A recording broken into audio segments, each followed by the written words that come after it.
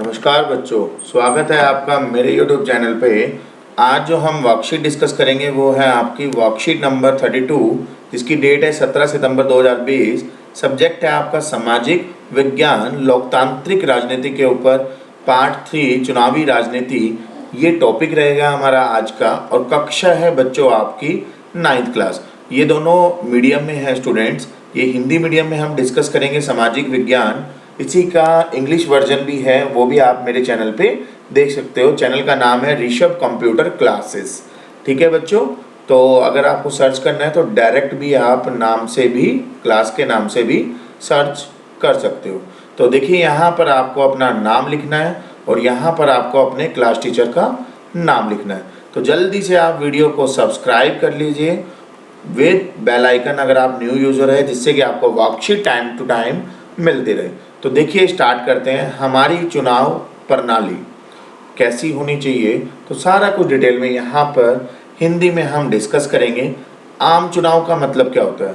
हमारे देश भारत में लोकसभा और विधानसभाओं के चुनाव हर 5 साल बाद होते हैं। देखिए, 2 तरह के होते हैं हमारी हर स्टेट। एक तो होता है स्टेट के हिसाब से और एक कंट्री के हिसाब से। जो स्टेट के हिसाब से इलेक्शन होता है हर 5 साल बाद, उसको बोलते हैं विधानसभा। और लोकसभा होती है आपकी पूरी कंट्री में, जैसे कि माननीय नरेंद्र सिंह मोदी जी जो है वो लोकसभा के थ्रू उन्होंने जीते थे और आज वो इंडिया के प्रधानमंत्री है।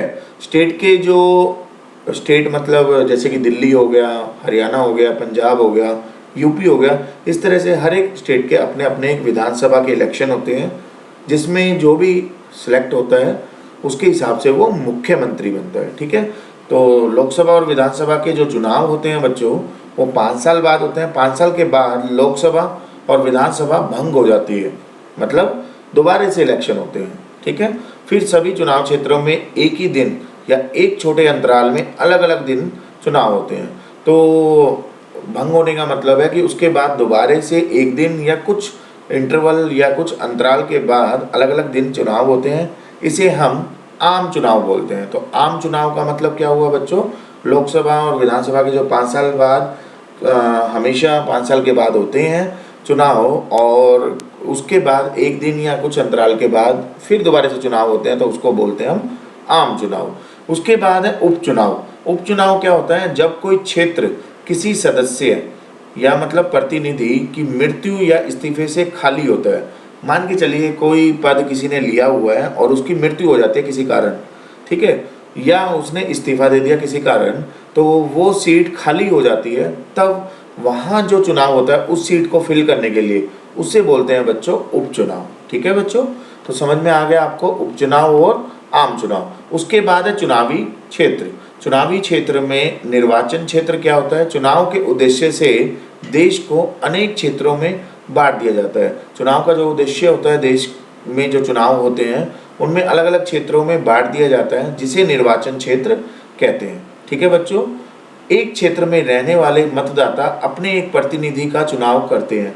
मान के चलिए आप किसी क्षेत्र में रह रहे हो, तो आपका वोट होगा, मतदाता का मतलब है आपका वोट होगा, तो उसमें वहाँ पर उस क्षेत्र में जो भी इलेक्शन में सदस्य होंगे उनको आप मतलब चुनाव दोगे, मतलब अपनी मत दोगे। यहाँ लोकसभा चुनाव क्षेत्र में चुने हुए प्रतिनिधि को सांसद कहते हैं और राज्य की विधानसभा के निर्वाचित सदस्य को विधायक कहते हैं। तो बच्चों ऊपर पढ़ा था हमने लोकसभा और विधानसभा। तो लोकसभा चुनाव क्षेत्र में जो भी प्रतिनिधि चुना जाता है उसको बोला जाता है सांसद, और विधानसभा राज्य के जो विधानसभा के निर्वाचित सदस्य होते हैं उसको बोला जाता है बच्चों विधायक। ठीक है, वार्ड का मतलब क्या है? इसी प्रकार पंचायतों और नगर पालिकाओं की भी छोटे छोटे चुनाव क्षेत्रों में बांट दिया जाता है, उसे वार्ड कहते हैं। कई बार आप देखते होंगे पंचायत और नगर पालिका के भी चुनाव होते हैं, तो उसे वार्ड के हिसाब से चुनाव बोला जाता है। निर्वाचन क्षेत्र को कई बार सीट भी कहा जाता है। निर्वाचन क्षेत्र ऊपर हमने पढ़ा था, इसको हम सीट भी बोलते हैं। आरक्षित चुनाव क्षेत्र कुछ कमजोर समझे जाने वाले समूह के लोगों के पास चुनाव लड़ने और जीतने लायक जरूरी संसाधन, शिक्षा और संपर्क नहीं पाया गया, जिसके कारण देश की आबादी के एक बड़े हिस्से की आवाज़ संसद और विधानसभाओं तक नहीं पहुंच पाती। इसलिए हमारे संविधान निर्माताओं ने कमजोर वर्गों के लिए आरक्षित निर्वाचन क्षेत्र की विशेष व्यवस्था सोची। तो इसके तहत उस आरक्षित क्षेत्र में सिर्फ अनुचित जाति या अनुसूचित जनजाति का ही व्यक्ति चुनाव लड़ सकता है और हम इसे हम आरक्षित निर्वाचन क्षेत्र कहते हैं। तो आरक्षित चुनाव क्षेत्र क्या होता है? कुछ कमजोर जो समझे जाते हैं समूह के जो लोग होते हैं और उनकी आवाज़ वहाँ तक नहीं पहुँच पाती कि उनकी आवाज़ संसद और विधानसभा तक, तो उसके लिए अलग से कमज़ोर वर्ग के लिए आरक्षित निर्वाचन क्षेत्र बनाया गया है। इसकी फैसिलिटी दी गई है गवर्नमेंट की तरफ से। और उसके अंदर जो क्षेत्र में खड़े होते हैं वो कौन से होते हैं? पर्सन अनुसूचित जाति या अनुसूचित जनजाति के ही व्यक्ति चुनाव लड़ सकता है, तो उसको बोलते हैं बच्चों आरक्षित चुनाव क्षेत्र। उसके बाद है मतदाता सूची या वोटर लिस्ट। हमारे देश में 18 वर्ष और उससे ऊपर की उम्र के सभी नागरिकों को चुनाव में बिना किसी भेदभाव के वोट डालने का अधिकार है। तो उसके लिए मैंडेटरी कंडीशन है बच्चों कि 18 वर्ष या उससे ऊपर होना चाहिए अगर आपको वोट डालनी है किसी भी इलेक्शन में। तो वोट डालने के लिए मतदाता सूची में नाम होना जरूरी है। अब वोट तो डालनी है, 18 वर्ष के भी आप हो, तो वो मतदाता जो सूची होती है वोटर लिस्ट, उसमें तभी आप जब आपका नाम होगा तभी आप वोट डाल सकते हो। मतदाता सूची में नाम होने पर वोटर आई कार्ड प्राप्त होता है। अगर आपका नाम है मतदाता सूची में, इसका मतलब है आपके पास वोटर कार्ड होगा। वोट देने जाते समय मतदाता को मतदाता पहचान पत्र या कोई अन्य निर्धारित पहचान पत्र साथ लेकर जाना होता है। जब आप इलेक्शन में चुनाव में जाते हो मत को करने, मतलब वोट को डालने, तो उस केस में आपके पास कोई ना कोई पहचान पत्र या कोई निर्धारित पहचान पत्र होता है साथ में, जिससे किसी एक का वोट कोई दूसरा न डाल सके, क्योंकि हर बंदे के पास अपना एक वोट होता है, तो जिससे कि दूसरा बंदा इसको ना यूज़ कर सके। तो ये होता है बच्चों मतदाता सूची। उसके बाद है उम्मीदवारों का नामांकन। देश में राजनीतिक दल अपने अपने उम्मीदवार मनोनीत करते हैं जिन्हें पार्टी का चुनाव चिन्ह और समर्थन मिलता है, जिसे आम भाषा में टिकट कहते हैं। तो उम्मीदवारों मतलब जो बेसिकली जो इलेक्शन में खड़े होते हैं सदस्य हैं जिसको हम वोट डालने जाते हैं, उसके लिए उम्मीदवारों का नामांकन होता है, उसको टिकट बोलते हैं। कि कोई भी पार्टी है, जैसे कि बीजेपी पार्टी है, कांग्रेस पार्टी है, आम आदमी पार्टी है, इस तरह से अलग अलग पार्टी है। हर एक पार्टी अपने जब भी इलेक्शन होता है तो किस पर्सन को कौन से क्षेत्र में खड़ा करना है उसके लिए उनको टिकट दी जाती है। चुनाव लड़ने के इच्छुक हर एक उम्मीदवारों को नामांकन पत्र भरना पड़ता है। मान लो मैं ही चुनाव के लिए अगर जाता हूँ और उम्मीदवार होना होता है तो एक नामांकन पत्र होता है, उसको भरना होता है उस उम्मीदवार को, और जिससे उम्मीदवार अपने खिलाफ चल रहे आपराधिक मामले और अपनी संपत्ति, शैक्षिक योग्यता आदि का ब्यौरा देता है। उसमें सारी चीज़ें उसमें बताते हैं कि मेरे पास संपत्ति कितनी है, मैं कितना पढ़ा लिखा हूँ, कोई आपराधिक मामले तो नहीं है मेरे ऊपर। तो इस तरह के सारा ब्यौरा उसमें नामांकन पत्र में होता है बच्चों। जब जाकर उम्मीदवार की नामांकन प्रक्रिया पूरी होती है, फिर उसके बाद वो फॉर्म सबमिट हो जाता है और नामांकन प्रक्रिया पूरी हो जाती है। उसके बाद है लास्ट मतदान और मतगणना।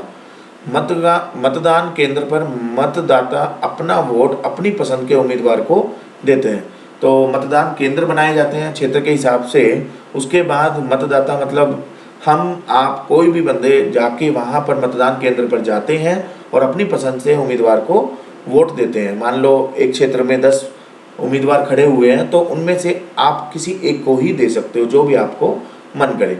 मतदान हो जाने के बाद वोटिंग मशीन, जिसको हम इंग्लिश में ईवीएम मशीन बोलते हैं, को सील करके सुरक्षित जगह पर पहुंचा दिया जाता है। जिसकी भी ड्यूटी लगी होती है वहाँ पर, तो वो जो मशीन है उसको सुरक्षित जगह पर पहुंचा देते हैं और एक तय तारीख पर उन सभी मशीनों को खोलकर मतों की गिनती होती है। कोई ना कोई डेट होती है, किसी दिन आपकी गिनती होती है, 2 दिन 3 दिन या 10 दिन बाद, जब भी है डेट जो भी गवर्नमेंट ने डिक्लेयर की होती है उसके हिसाब से गिनती स्टार्ट होती है। यहाँ सभी दलों के एजेंट मौजूद होते हैं। सभी दल मान के चलिए 10 पार्टी हैं तो 10 पार्टी के एक एक बंदे जो है वो मौजूद होते हैं गिनती के टाइम पे, जिससे मतगणना निष्पक्ष ढंग से हो सके, जिससे कि कोई भी किसी भी तरह का कोई किसी को हार्म ना हो, किसी को नुकसान ना हो। किसी चुनाव क्षेत्र में सबसे ज़्यादा मत पाने वाले उम्मीदवार को विजय घोषित किया जाता है। मान के चलिए 10 बंदे हैं, उनमें से एक बंदा सबसे ऊपर है, उसको उम्मीदवार को विजय घोषित कर दिया जाता है। ये होता है आपका मतदान और मतगणना। अब बच्चों क्वेश्चन आंसर पर आते हैं। सारे क्वेश्चन के आंसर हमने ऊपर देख लिए हैं, फिर भी मैं आपको वन बाय वन समझाता हूँ कि कौन से में क्या लिखना है आपको। पहला प्रश्न है, आम चुनाव और उपचुनाव में क्या अंतर है। ऊपर अभी लिखा हुआ था आम चुनाव और उपचुनाव, ये पूरा का पूरा आपका आम चुनाव है और ये है बच्चों उपचुनाव। दोनों के बारे में आपको यहाँ पर मैंने लिखा हुआ है।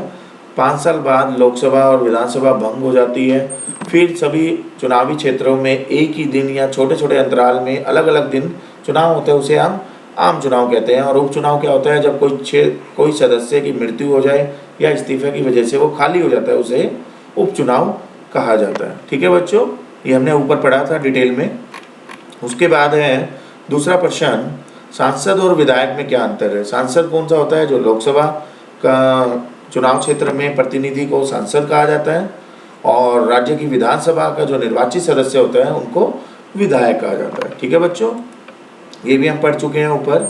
उसके बाद है मतदाता सूची से आप क्या समझते हैं। ऊपर हमने देखा था मतदाता सूची का मतलब क्या है। मतदाता के लिए 18 वर्ष की आयु होनी चाहिए, तभी आपका सूची में नाम आएगा। फिर उसके बाद आईडी कार्ड होना चाहिए, ठीक है, जो वोट देने के लायक होता है। और उन सभी लोगों की एक सूची बनाई जाती है कि किसी भी चुनाव के दौरान उनकी पहचान करने में आसानी होती है। मतदाता सूची में नाम होने पर वोटर कार्ड बनता है। ठीक है बच्चों, तो ये होता है मतदाता सूची। उसके बाद है लास्ट प्रश्न इस वर्कशीट का, आपके अनुसार चुनाव लड़ने वाले उम्मीदवार में क्या क्या योग्यता होनी चाहिए। जो उम्मीदवार नामांकन करते हैं, खड़े होते हैं इलेक्शन में, उनके अंदर क्या क्या योग्यता होनी चाहिए वो आपको बताना है। एक अच्छा नेता सच्चा होना चाहिए, समसामयिक होना चाहिए, पारदर्शी होना चाहिए, दूरदर्शी होना चाहिए और एक सुखद व्यक्तित्व वाला होता है। उसके पास एक मशीन, एक दर्शन, एक बलिदान, करुणा, प्रतिबद्धता की भावना होनी चाहिए। लोगों के लिए अत्यंत प्रेम और करुणा का भाव नेतृत्व का प्रतिबंध है। तो इस तरह से सारी चीज़ें होनी चाहिए बच्चों किसी भी एक उम्मीदवार के अंदर। तो ये था आपका फोर्थ का आंसर, जो कि हमने वन बाय वन समझा हर एक आंसर को, और पूरी की पूरी हमने जो भी दिया हुआ था हर एक के डिफरेंसेस को क्लियर कर दिया। जल्दी से इसको लाइक करिए, अगर आप न्यू यूज़र है तो सब्सक्राइब करिए, एंड फाइनली ज़्यादा से ज़्यादा इसको शेयर करिए, जिससे कि कोई भी वर्कशीट किसी की भी मिस ना हो और वो टाइमली सबमिट कर पाए। मिलेंगे नेक्स्ट वर्कशीट नेक्स्ट वीडियो में। अभी के लिए थैंक यू।